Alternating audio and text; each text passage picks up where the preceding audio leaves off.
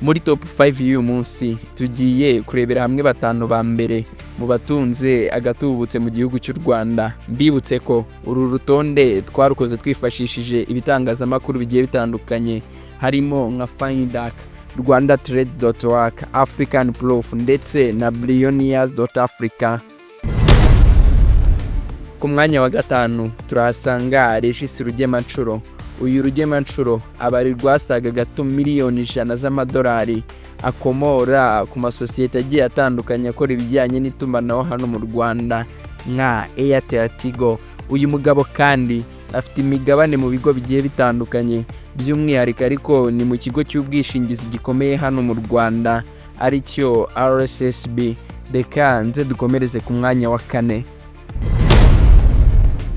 Ku mwanya wa kane turahasanga Egide Gatera. Uyu nguyu abarirwa agera muri miliyoni 200 z'idolari.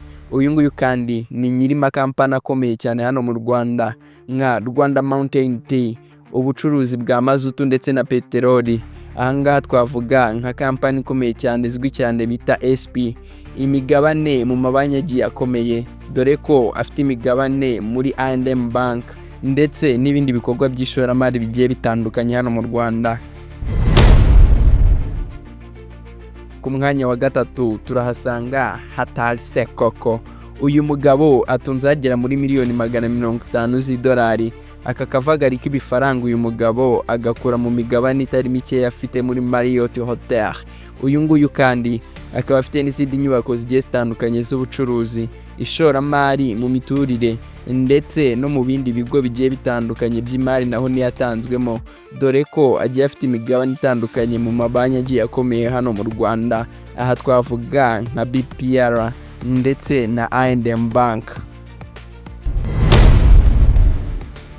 Ku mwanya wa kabiri turahasanga Tribert Rujugiro Ayabatwa. Uyu nguyu yitabye Imana mu mwaka wa 2024.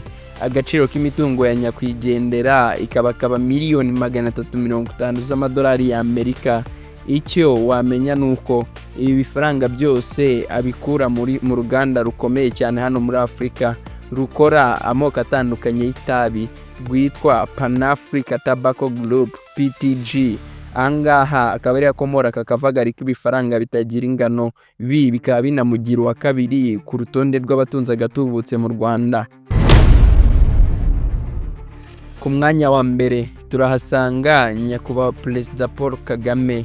Uyu mukuru w'igihugu abarirwa asaga miliyoni 510 z'amadolari ya Amerika.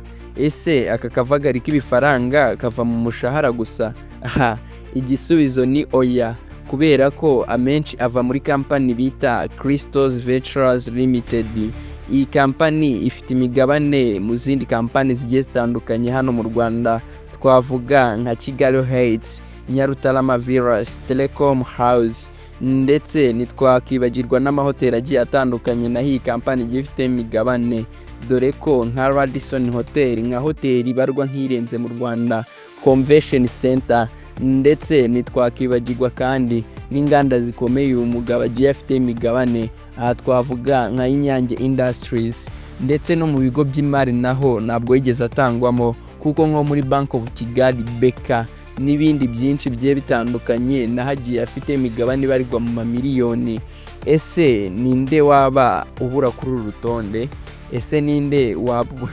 Ese kuri wowe ninde ubona watunguranye kuri uru rutonde? Ninde waburamo? Andika igitekerezo cyawe muri comment. Mushimiye ko wateze amatwi iki kiganiro.